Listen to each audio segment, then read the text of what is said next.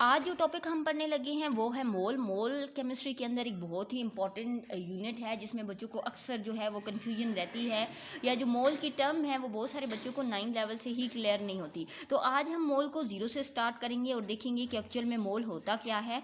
हमारे पास सबसे पहले मोल के लिए अगर हम वर्ड यूज़ करें तो मोल को हम बोलेंगे कि मोल जो है वो अनमोल है, यानी जिसको मोल समझ आ जाता है उसको केमिस्ट्री जो है वो समझ आ जाती है। यानी केमिस्ट्री के अंदर जो स्पेसिफिक पार्ट है फिजिकल केमिस्ट्री, उसके लिए अगर आपको मोल समझ आ जाता है तो इसका मतलब है कि आप फिजिकल केमिस्ट्री को आसानी से बेटा समझ सकते हैं। तो इसके लिए मैं आपको एग्जांपल देती हूँ। सबसे पहले कि अगर आपको किसी शॉप पे जाना है और उस शॉप पे आप जाके बोले कि आपको 1 kg पोटैटोस जो हैं वो चाहिए, तो आप आराम से आसानी से 1 kg पोटैटोस ख़रीद सकते हैं। इसी तरह अगर आप बोलें कि आपको 1 डज़न एग चाहिए तो आप 1 डज़न एग जो हैं वो भी ख़रीद सकते हैं। अब अगर क्या आप कभी किसी शॉप पे गए हैं और आपने बोला हो कि आपको 1 मोल NaCl दे दे, तो क्या वो शॉपकीपर जो है वो आपको 1 मोल NaCl देगा? नहीं। वो इसी वजह से, क्योंकि जो हमारे यहाँ स्टैंडर्ड यूनिट यूज़ होते हैं वो क्या हैं, किलोग्राम है, ग्राम है, पाउंड्स हैं, ये यूनिट हमारे यहाँ यूज़ होता है। लेकिन यूनिवर्सल तौर पे मोल का यूनिट जो है वो किसी वैसे यूज़ नहीं होता। लेकिन जो केमिस्ट्री की दुनिया है, केमिस्ट्री की दुनिया के अंदर चीज़ों को मेजर करने के लिए हम जो यूनिट यूज़ करते हैं वो क्या है, मोल है। अब अगर हम सबसे पहले देखते हैं कि एटम, आपको पता है बच्चे कि बहुत ही स्मॉलेस्ट होता है। एटम को हम जो है, एटम के जो पार्टिकल हैं या जो खुद एटम है, एटम को आप उसका साइज़ जो है वो मेजर नहीं कर सकते। तो एटम को मेजर करने के लिए पहले हम एक टर्म पढ़ कर आए हैं जो क्या है, रिलेटिव एटॉमिक मास है, यानी एटॉमिक मास यूनिट है। अब बेटा एक्चुअल में मोल होता क्या है, मोल को समझने के लिए हमारे पास अगर हम बेटा 3 चीज़ें ले लेते हैं। जैसे सबसे पहले हमने ले लिया हाइड्रोजन का एक एटम ले लिया, ठीक है। हाइड्रोजन जो है इसका 8 एटम जो है वो क्या कितना है, उसका एटॉमिक मास क्या होता है, 1 होता है, ठीक है। इसी तरह अगर आप एक मॉलिक्यूल ले लेते हैं जैसा H2O है, ठीक है, आप कोई आयन ले लेते हैं जैसे कि NaCl है, ठीक है। तो अगर आप कोई भी एटम, कोई भी मॉलिक्यूल या कोई भी आयन ले लेते हैं और उनका जो मास है उसको आप किस में एक्सप्रेस कर दें, ग्राम में एक्सप्रेस कर दें, तो वो क्या कहलाता है, हमारे पास 1 मोल कहलाता है।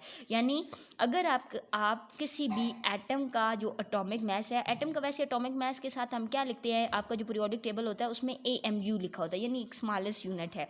लेकिन अगर आप किसी भी कोई भी आपके पास एटम है, मॉलिक्यूल है या आयनिक कंपाउंड है, उनके मैसेज को जब आप किस में एक्सप्रेस कर देंगे, ग्राम में एक्सप्रेस कर देंगे, तो वो किसकी इक्वल हो जाएगा, 1 मोल की इक्वल हो जाएगा। 1 मोल की अब अगर आपको डेफिनेशन लिखनी पड़े तो आप इकट्ठी भी लिख सकते हैं कि जब एटॉमिक मास, मॉलिक्यूलर मास या आयनिक मास को जब हम ग्राम के अंदर एक्सप्रेस करते हैं तो उसे हम क्या बोलते हैं, मोल बोलते हैं।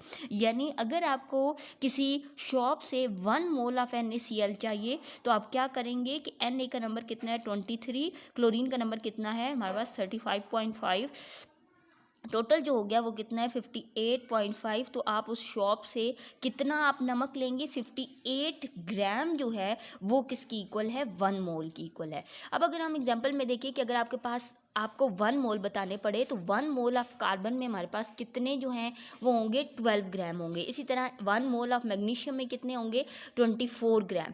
अब यहाँ पे देखें कि जो मैग्नीशियम है वो कितने टाइम्स बड़ा है, मतलब ट्वाइस है किससे, कार्बन से। कार्बन का मास तो 12 ग्राम है, यानी कार्बन का 1 मोल 12 ग्राम के इक्वल है, लेकिन मैग्नीशियम जो है वो 24 है। इसका मतलब है मैग्नीशियम उससे ज़्यादा है। अब अगर हम इसी तरह मॉलिक्यूल की बात करें तो एक मॉलिक्यूल ऑफ वाटर जो है हमारे पास उसमें कितने मोल हैं, 1 मोल हैं। और जो हमारे पास 1 मोल ऑफ H2SO4 है उसमें कितने ग्राम है, 98 ग्राम है। अब मोल की अगर हम डेफिनेशन देखते हैं तो एटॉमिक मैसेज, मॉलिक्यूलर मैसेज, आयनिक मैसेज, इनको ग्राम में एक्सप्रेस करना क्या कहलाता है, मोल कहलाता है।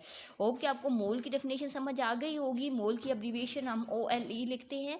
इसका जो फार्मूला है वो क्या है, number of mole equal to mass of substance divided by molar of mass of. अगर आपको किसी भी एटम के मोल निकालने हो तो मोल निकालने के लिए हम क्या करते हैं, मास को मोलर मास के ऊपर डिवाइड कर देते हैं। अब सबसे पहले अगर यहाँ पे हम एक एग्जांपल ले लें, जैसे 0.1 ग्राम ऑफ सोडियम है तो वो कितना आ जाएगा, मास इसका आपको गिवन है, जैसे 0.1 ग्राम है। सोडियम का मास आपको पता है 23, 0.1 को 23 पे डिवाइड करेंगे तो 0.043 मोल जो है वो आपके पास इसका आ जाएगा, नंबर ऑफ मोल आपके पास आ जाएंगे। नेक्स्ट जो आपके पास बेटा टॉपिक है वो है एवोगाड्रो नंबर, जिसको हम अगली वीडियो में देखेंगे।